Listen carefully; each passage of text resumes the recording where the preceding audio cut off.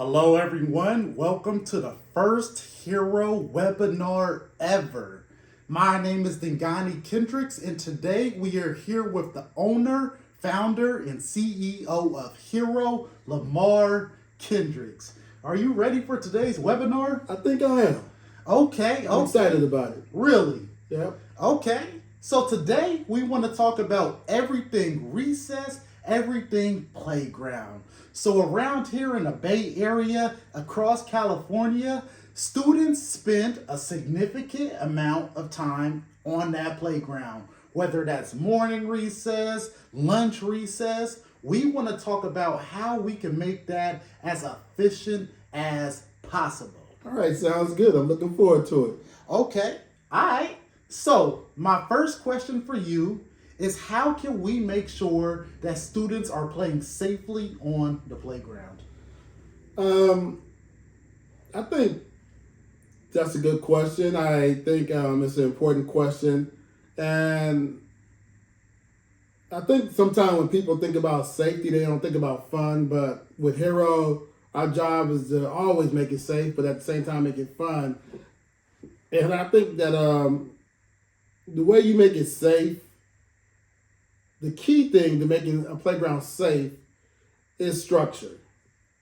And I think sometimes when people hear that word structure, they think, oh, this is not going to be fun. But I think structure makes things way more funner as well as much more safer because you are putting things in certain areas on the playground and the kids have the opportunity to go wherever they want to go. But in order to keep it safe, they have to keep everything that's supposed to be in one area in that particular area. But they can go wherever they want to go. But I think if you can have a structured yard where things are in place and kids can run into those areas and play, that makes it safe. I think by having a variety of games out there that kids are interested in and kids are having fun in the area, that makes it safe because if they have some type of structure and area where they want to be, then the things that normally happen on the playground where kids are just running sporadically or kids are kind of getting into arguments, by having a structured, fun, exciting yard, students are not being engaged in those type of things that they can get hurt or they can hurt other kids. They are in areas where they want to be, so they're having fun in those areas, and they are staying in those areas because they are having that fun in the areas, which make the playground safe. I think the way you set up a yard is you just can't put stuff on the yard because if you do just put things on the yard anywhere, kids can run in and out of other people's games. They're having fun, but they're not being safe. I think what you have to do is stage the yard in a way to where while kids are running and having fun, they're not interfering with other people, other students that's running and having fun. And I think that really make the yard safer. I think also positioning people on the yard, the adults that are there to supervise the yard, makes it safe too. I think you have to spread them out based on what you have put on the yard for the students. For that, in every area, there's somebody either in that area or close to that area to where if something is becoming unsafe, that adult can address that situation and catch it before it gets unsafe for that it can stay safe and the kids can have maximum fun. Okay, so a lot of times I have heard, well, in order to have fun, you just kind of do whatever. Like if you go onto that playground, go wherever you want to go, do whatever you want to do. Can you tell us how actually structuring a playground is allowing students to have more fun? We at Hero, myself, I believe that concept of kids going to wherever they want to go, I think that is necessary. I think because if you're forced to go in a certain area, then the thing that you're forced to do it is going to prevent you from having fun. But I think it's our job to communicate with the kids and talk to the kids and find out some of the things that they would like on the yard so that when they come on the yard, they're going into not something that we're forcing them to go into, but something that they want to be a part of anyway. And I think once you kind of get their input and you already have your expertise by being the person who's supposed to set up that yard, you set it up in a way. The structure set it up. The structure don't take away from their fun, but the structure add to their fun because let's say you kids love to play basketball. Well, then you have a really fantastic basketball area, just not an average basketball area, but something that is coned off to where the cones are the boundaries where the kids can play in it. And so if the ball come out of that cone area, then kids understand because you're teaching them at the same time safety. You're not just giving them things and putting things in place to where they are safe, but you talking to them about safety. So they know that, hey, if the ball come out of this area, don't keep playing, get the ball and bring it back to that area to make it safe. Same thing with soccer. Soccer is huge on the playground. But how do you make soccer safe? Well, first of all, you cone the area off because it allows them to have boundaries. And then if they kick the ball and it go outside the area, you talk to the kids about, hey, if the ball go outside of your area, I need somebody to go and get that ball, stop the game, get that ball, bring it back to that area, and then start your game back up. And as you do repetition with the kids on teaching them as well as showing them what safety look like and the importance of safety, and they start adopting those principles that you have presented to them, then the yard becomes safer. And then you start looking at the yard and it becomes very harmonious. It becomes a thing of beauty, if you want to say. I mean, you look at it and you see everybody having fun, but everybody being safe because everybody playing in their structured area. And like I said, even if students leave their area and they want to go there, like, I'm playing basketball, now I want to go to fourth square, they can leave the basketball area, but they have to leave the basketball in the basketball area, and then they can go to fourth square. And then for fourth square, we have lines. So kids are just not standing around. They're in lines, and they're taking turns, and they're communicating with each other about how to move in and out of games. So therefore, another thing that adds safety to our playground, what makes it fun, makes it exciting, and make everybody have a great time. Not only the students, but the adults alike. Okay. And previously you touched on that it's important for the adults on the playground to be positioned in certain areas. Can you speak a little bit further on how, let's say, a school doesn't have that mapped out? It's more so you just go out there and monitor. How can the adults position themselves to make sure that the students are having fun and being safe? I think that, it's an old school concept that adults just need to be on the yard, and it's good to have an adult on the yard. But I think that anybody who's on the yard have to be actively a part of that yard.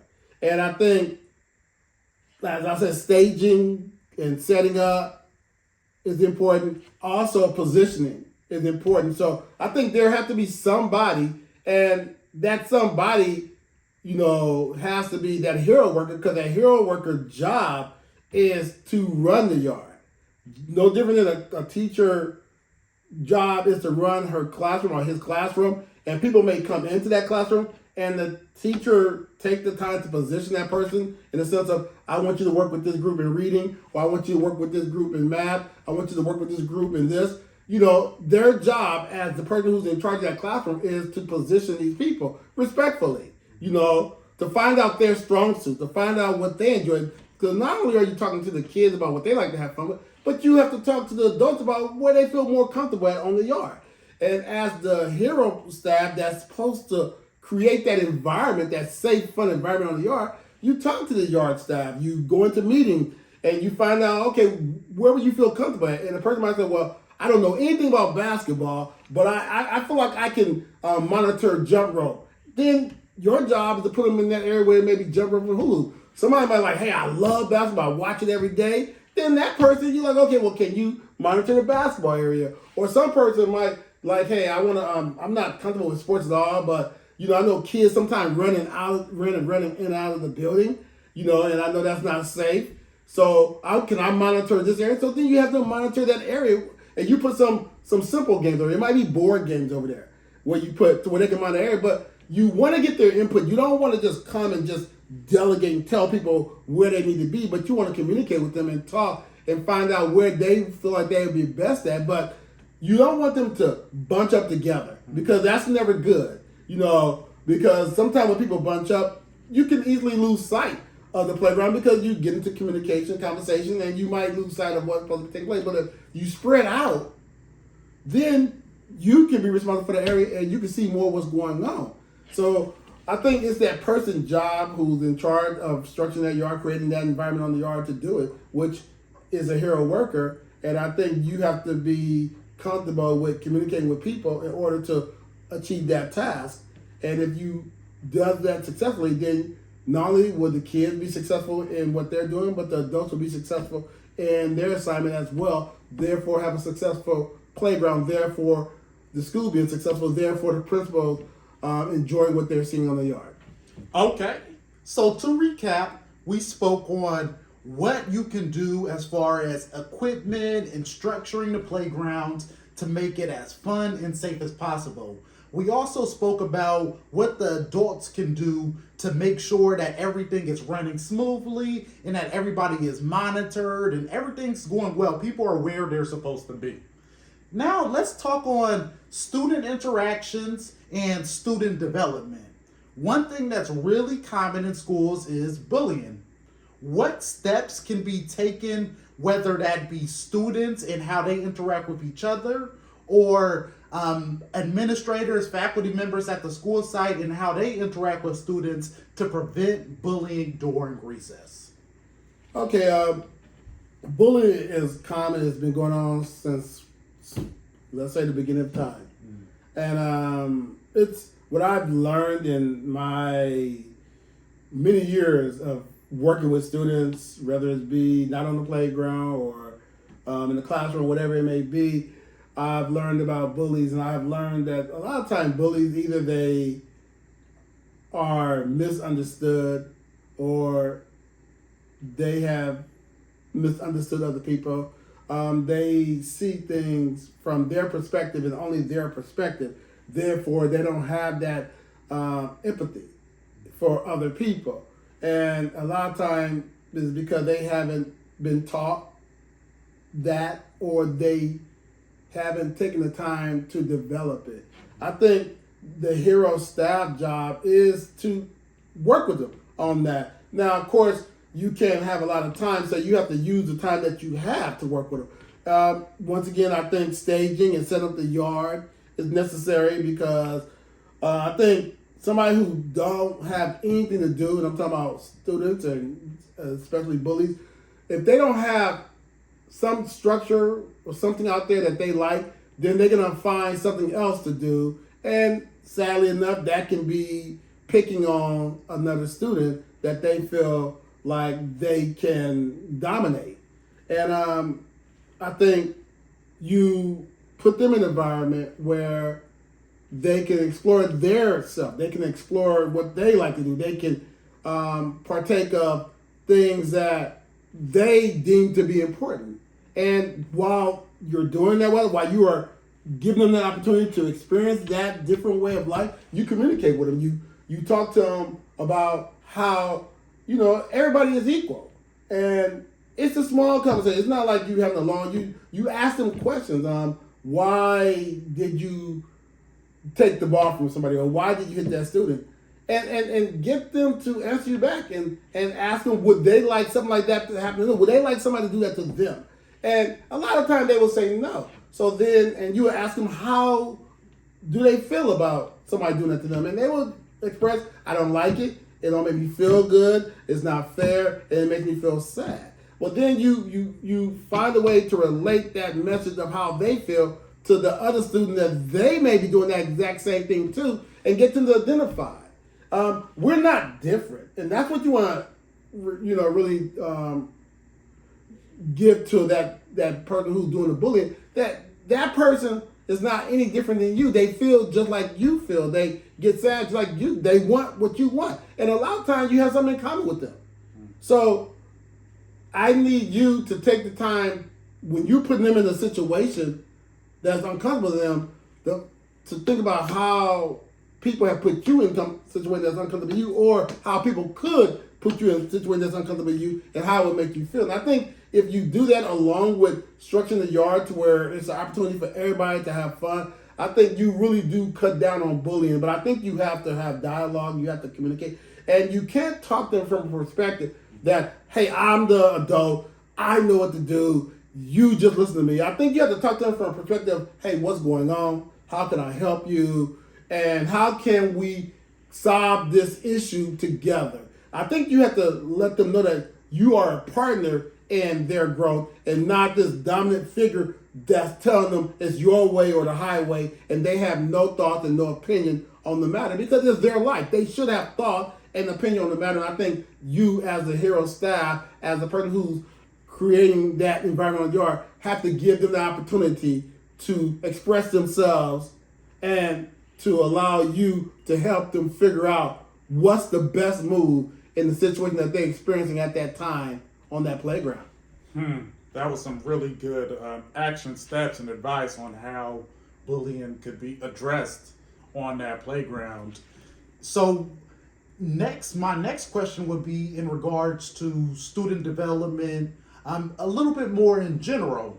So recess time is obviously a great time to get some physical activity in, but it's also a great environment to develop life skills, whether that's in regards to social emotional learning or life skills across the spectrum. How would you go about developing life skills in students on the playground? Love that question. I think, personally, I think everything is life skills. I think my development has always been life skills. I learned from situations, and people have taught me from different situations. I think that's the foremost thing that you're teaching. I think that's the foremost thing you should always be teaching in life in general.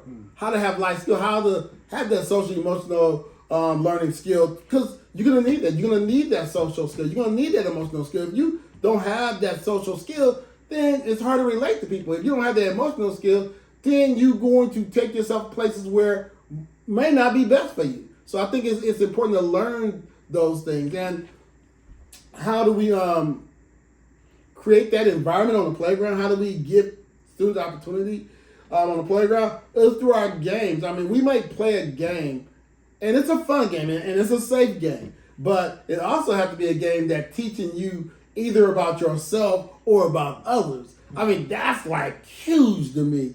It could be like a game like Sharks and Minnows.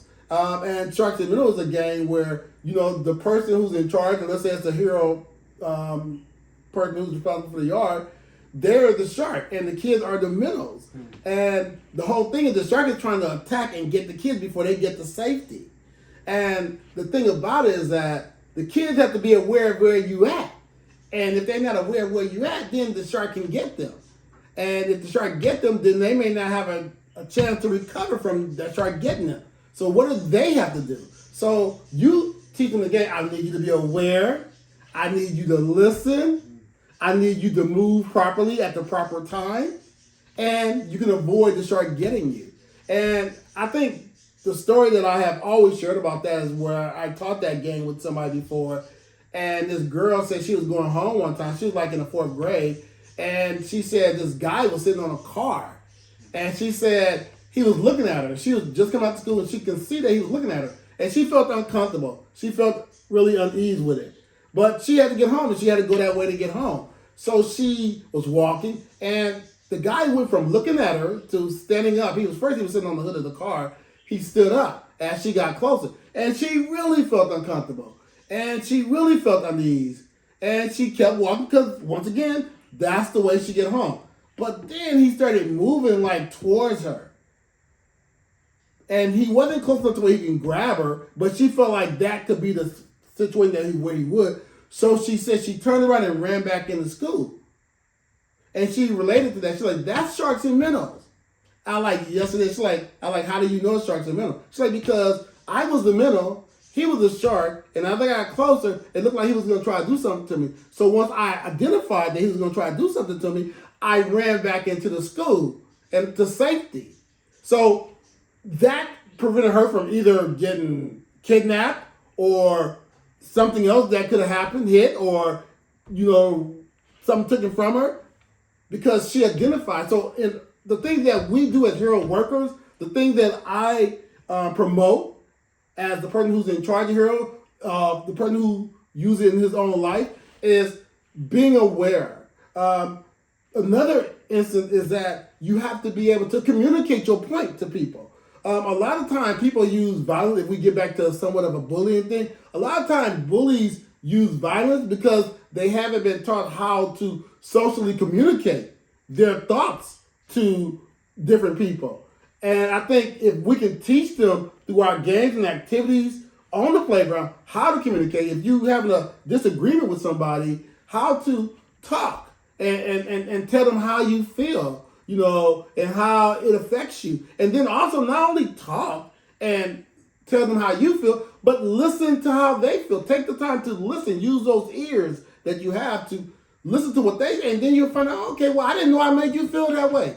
And they go, well, I didn't know I made you feel that way. And then you guys can come to an agreement of how to handle the situation. So I think that's important. I think also with your emotions, you have to think about how you use the emotion, because if a situation happens and you get overly mad, and because you're overly mad, you decide to attack a person, then you got to think about the consequences of that action. Not only can you hurt that person, but you're also going to hurt yourself, whether it's physically or getting in trouble and have to go to the office and have to call your parent. So on the playground, we get kids to talk and to communicate and to realize their personal self.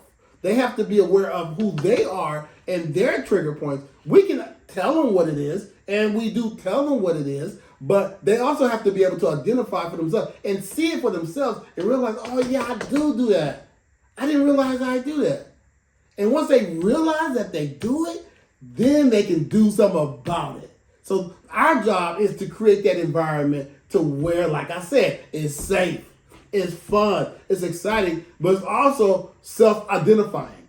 Kids are learning about themselves. They're not just saying, hey, this person did this to me, but they also saying, but in that same situation, this is what I did.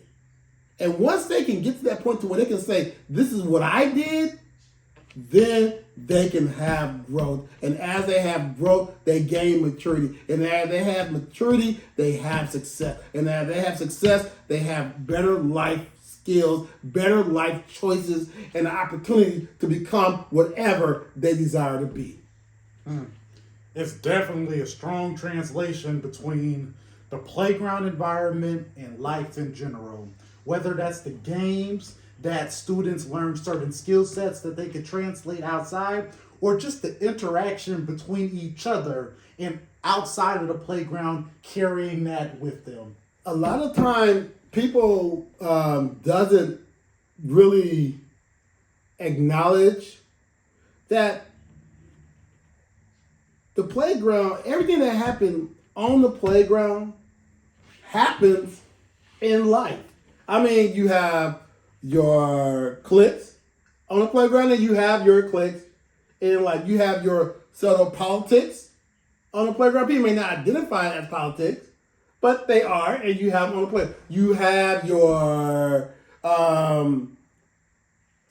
sadness on the playground, like you had your sadness in life. You have your enjoyments on the playground, like you had your enjoyment in life. It's so closely connected that to not connect them would not be beneficial.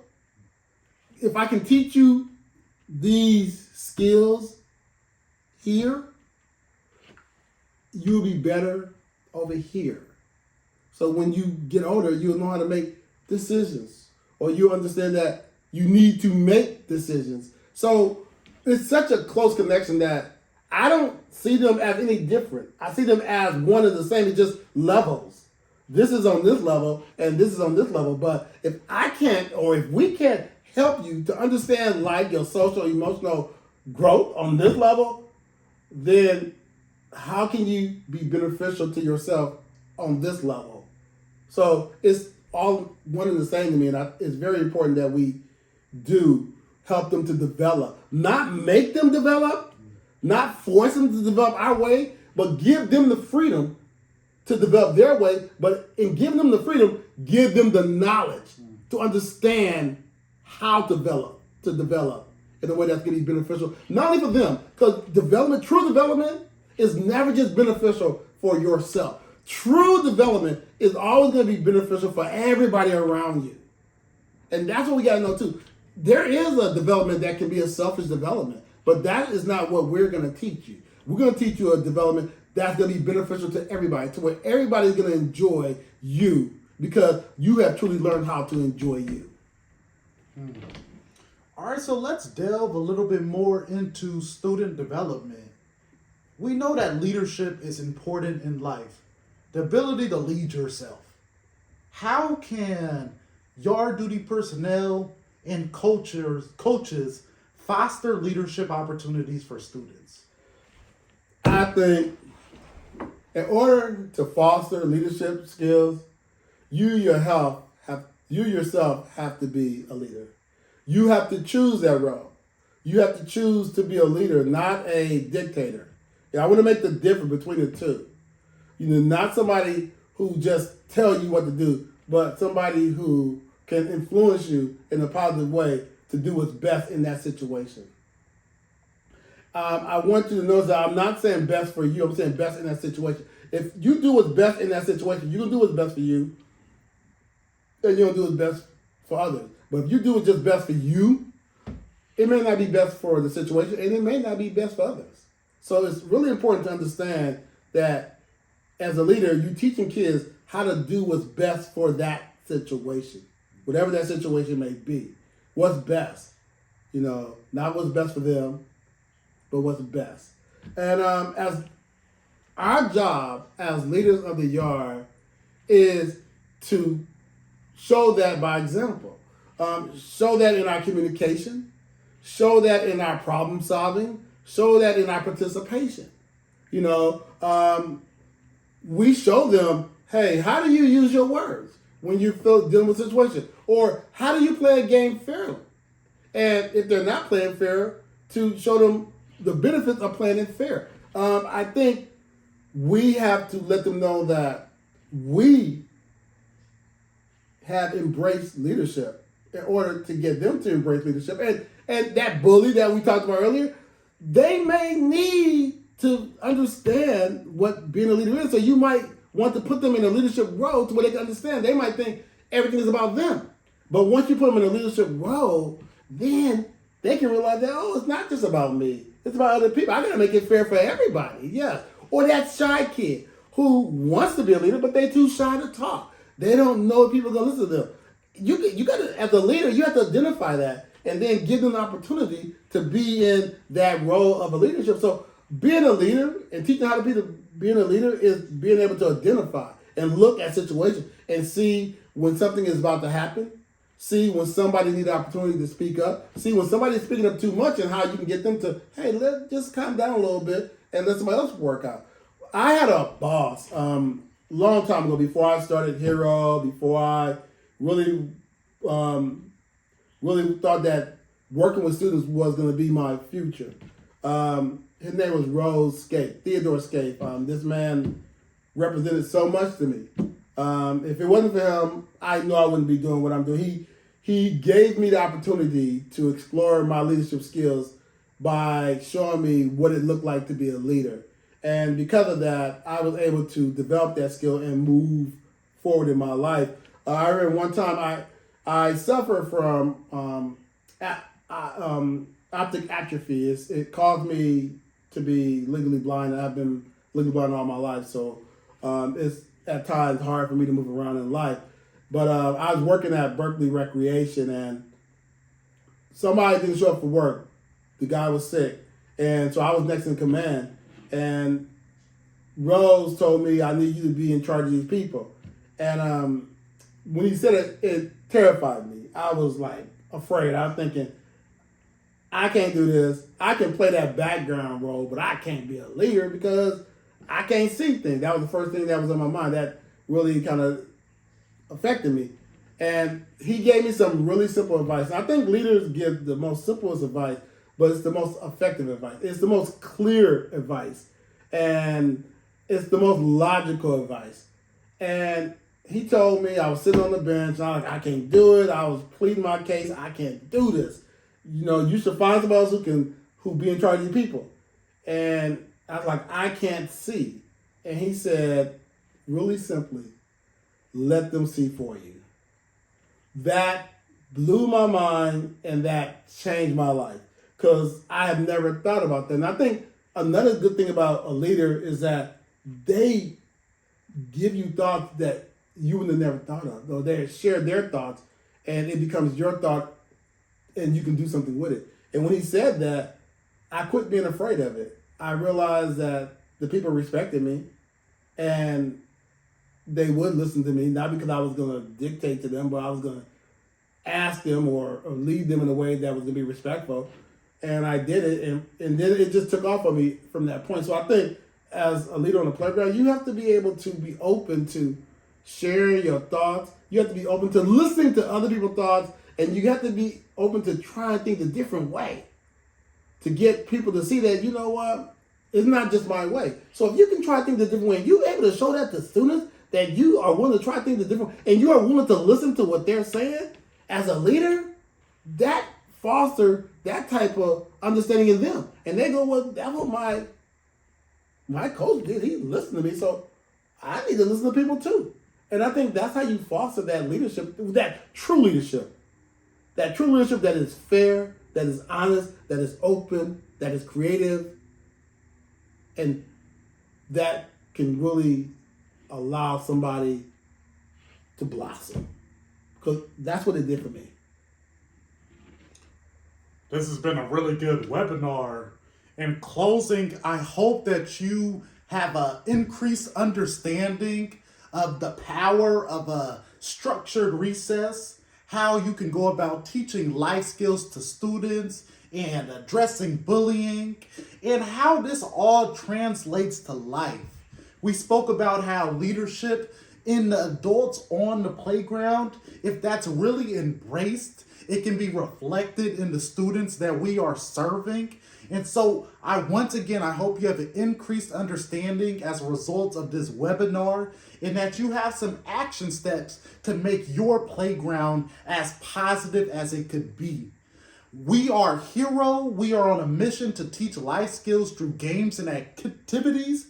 We provide recess coaches to a variety of schools throughout the Bay Area, Oakland, Antioch, Richmond, and our coaches provide structured recess, physical activity workshops, young hero leadership programs. We even currently provide fine arts programming at one of our schools.